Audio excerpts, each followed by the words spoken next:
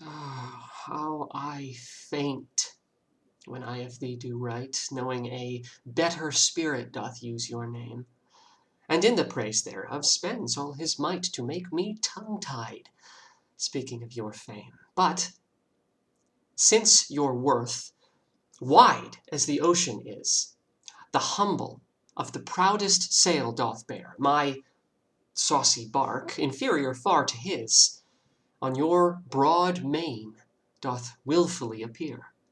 Your shallowest help will hold me up afloat, while he upon your soundless deep doth ride. Or, being racked, I am a helpless boat, he of tall building and of goodly pride. Then if he thrive, and I am cast away, the worst was this: my love was my decay. Sonnet 80. I hate Sonnet 80. No, I don't hate Sonnet 80.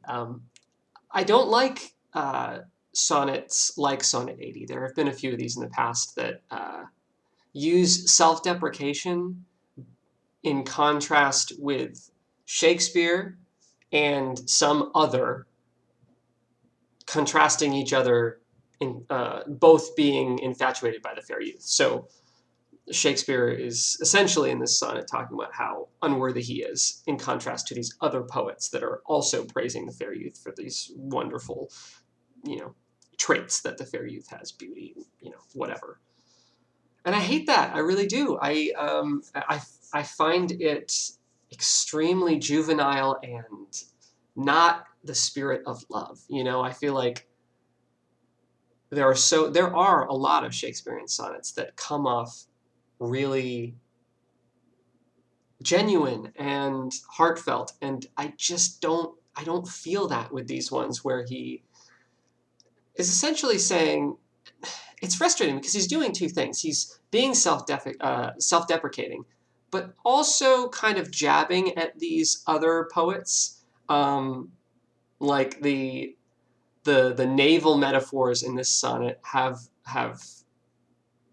he's not praising these other poets in an objective way. He's saying that they're much bigger or better, but there's like a subtext of like they're showier, they're more flamboyant, they're not of substance, they're all show, they're full of hot air,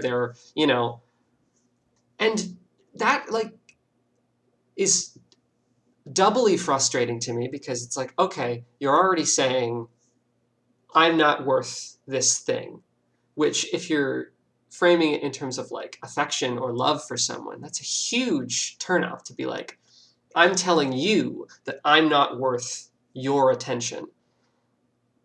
Okay, well, either they agree with you, and then what are you preoccupied with them for? If they are like, yeah, you're not worth my time. If they think that, then why are you hung up on this person? If they disagree with you, then you're discounting their opinion. If they think that you're worth your time, or if they think you are worth their time, then have some self-confidence, have a spine, be a person, be someone, contribute to that, relationship, and don't like handicap yourself. And then on top of that, if you're like subtly jabbing at these other people, these other poets, these other, people vying for the affection of this fair youth, if you're like undercutting them a little bit, you're also kind of undercutting the fair youth. If you're saying like, I'm not worth you, but these people, they're so much better, they're so much, but you're kind of like thumbing your nose at them at the same time. It's like, well, okay, are you saying that these like vapid, lacking in substance rivals are what are worthy of this fair youth? And if so, then like, okay, is that something worth being hung up on? I don't know. And I mean, ultimately, I think that there is a lot of there's a lack of consistency among the sonnets in terms of like it's not like they're all extremely heartfelt, speaking from the heart from a place of genuine affection for a thing. It's a lot of lust. It's a lot of preoccupation with beauty. It's a lot of kind of shallow things. So the fact that this has an element of shallowness to it is not incongruous with some of the other sonnets, but that's one of the frustrating things, is that like every once in a while you get one of these really heartfelt sonnets that is like extremely vulnerable and poignant and relatable and from the heart, and it's just like, why can't you always do that, man? um, so yeah, these ones tend not to land as much with me, the ones where he's kind of like thumbing his nose at his rivals, using this thing that he claims to care about as a device for that.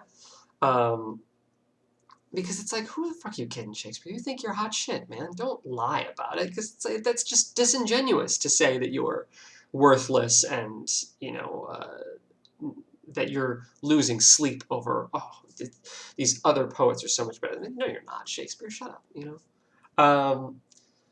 So yeah, I find that the ones like this, I have a little bit more trouble connecting with the language, and when it comes to memorizing, those ones don't come as easily because the motivation is a little trickier.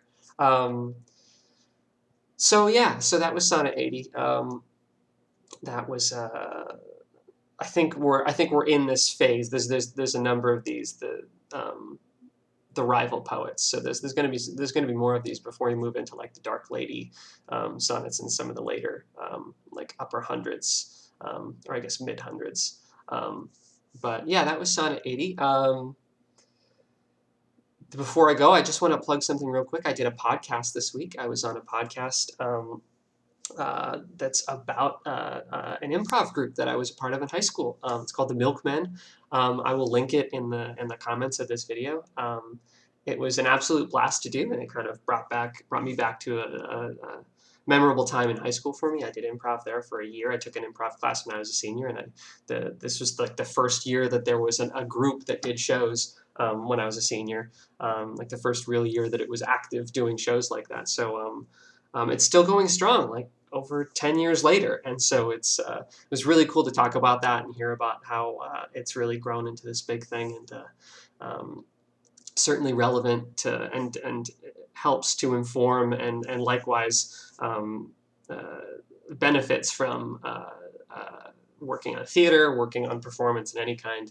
Uh, Improv is a really cool form of performance, and it's really grounded in truth. I mean, it can maybe seem like it's not. It can maybe seem like a bunch of people acting silly, and oh, look how funny I can be. But I do think some of the best, and not just improv, but some of the best comedy is the kind that's just extremely rooted in being honest and being present and being truthful, and certainly when it comes to like self-deprecating humor, that's the key, is that you can't come off like you're performing or hamming it up if you're going to be self-deprecating. And clown style humor is a really good example of this. You have to be completely honest and truthful, and that was definitely something that was learned during that year doing improv. So yeah, that's if you want a laugh, give that episode a listen, and definitely a podcast worth checking out. So yeah, thank you very much for watching. Have a good week.